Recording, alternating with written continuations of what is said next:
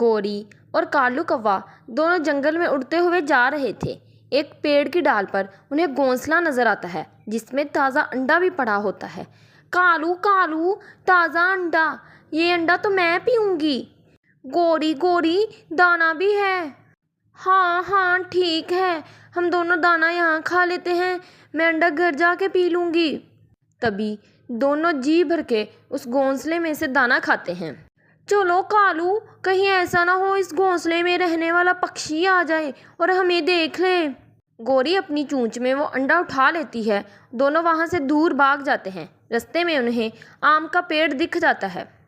گوری اور کالو کوا وہاں جی بھر کر آم کھاتے ہیں۔ اب گوری کوی کے پیٹ میں اتنی جگہ نہیں بچی تھی کہ وہ انڈا پی سکے، اسی لیے گوری وہ انڈا گھر لے جاتی ہے۔ کالو کالو، میں نے بہت کھا لیا ہے، اب یہ انڈا تم ہی پی لو، میرا دل نہیں کر رہا۔ گوری، میرا خود کا پیٹ بہت بھرا ہوا ہے، چلو ایسے کام کرتے ہیں، ہم پاس والی چڑیا کو یہ دے دیتے ہیں، وہ بھی اکیلی ہی رہتی ہے۔ وہ دونوں چڑیا کے پاس جاتے ہیں۔ چڑیا چڑیا، مجھے یہ انڈا ندی کے پاس سے ملا ہے، نہ جانے کس بیچاری ماں کا یہ انڈا بچھڑ گیا ہے۔ گوری بہن، مجھے تو یہ انڈا کسی چڑیا کا ہی لگتا ہے، اسی لیے تو میں تمہارے پاس لائی ہوں، تم یہ انڈا رکھ لو، تم بھی اکیلی ہی رہتی ہو، اس سے نکلنے والا بچہ تو اپنا بچہ بنا لینا۔ یہ سن کر چڑیا بہت خوش ہو جاتی ہے۔ گوری وہ انڈا چڑیا کو دے کر چلے جاتی ہے۔ اسی دن سے چڑیا اس انڈے کی بہت سے اچھے سے رکشا کرتی ہے۔ ندی سے پانی پینے جاتی، جلدی جلدی اس انڈے کے پاس آ کر بیٹھ جاتی۔ کئی دن چڑیا بنا پانی کے ہی انڈے کے پاس بیٹھی رہتی۔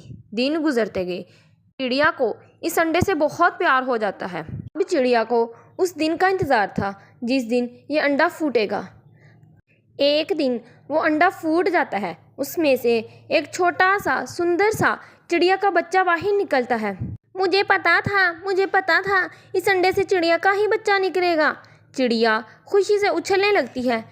میرا بچہ آ گیا۔ مما مما، مجھے بہت بھوک لگی ہے، جلدی سے مجھے کچھ کھانے کو دے دو۔ آج پہلی بار کسی نے چڑیا کو مما کہا تھا۔ وہ آج بہت خوش تھی۔ یہ لو میرے بچے، آپ کی مما نے آپ کے لیے کھانا رکھا ہوا ہے۔ چڑیا کا چھوٹا سا بچہ کھانا کھا لیتا ہے۔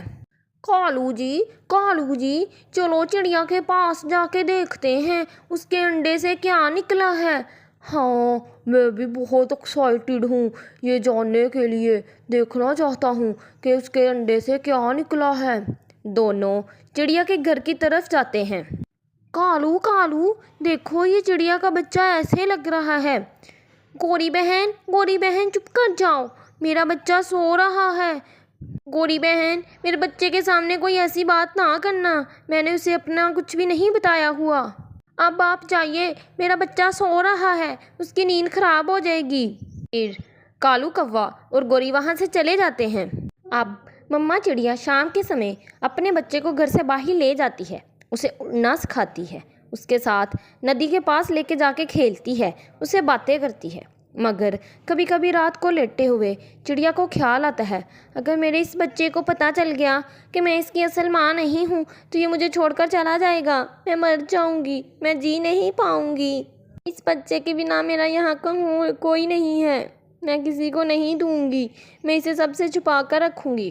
صبح سویرے ہی گوری چڑیا کے گھر آتی ہے۔ چڑیا جلدی سے جاؤ اور میرے گھر کی صفائی کرو، مجھے دانا بھی لا کر دو۔ گوری بہن، کیا ہوا؟ میں تمہاری نوکر تھوڑی ہوں، قیمت چکانا ہوگی، تمہیں اس انڈے کی قیمت چکانا ہوگی، ندی سے چھپ کر گئی تھی۔ گوری بہن بس یہیں پہ چپ کر جاؤ، میں جاتی ہوں۔ چڑیا گوری کوی کے گھر جاتی ہے، اس کے گھر کے سارے کام کرتی ہے۔ مما پتہ نہیں مجھے کیوں چپ کروا رہی تھی، اس پڑوسیوں کے گھر جا کے دیکھتا ہوں میری مما وہاں کیا کر رہی ہے۔ چڑیا صبح سویرے ہی ان کے گھر چلے جاتی، ان کے کام کرتی۔ چڑیا میری بات سنو، تم روز ہمارے گھر آیا کرو اور ہمارے کام کیا کرو، ورنہ میں تمہارے اس بچے کو بتا دوں گی کہ میں تمہاری اصلی ماں نہیں ہوں۔ چڑیا کا بچہ وہیں سے اندر آ جاتا ہے، سب کچھ سن رہا تھا۔ چلو یہاں سے گھر چلتے ہیں۔ میں نے اپنی آنکھیں کھولی تو میں نے آپ کو دیکھا، آپ نے مجھے پالا، آپ نے مجھے اڑنا سکھایا، اب آپ ہی میری ماں ہیں، آپ کو کسی سے ڈرنے کی کوئی ضرورت نہیں ہے۔ چڑیا اپنے بیٹے کو گلے سے لگا لیتی ہے اور اپنے گھر لے جاتی ہے۔ کالو کوا اور گوری دونوں ایک دوسرے کا منہ دیکھتے رہ جاتے ہیں۔ کالو کالو، یہ بچہ تو اپنی ماں سے ہی پیار کرتا ہے۔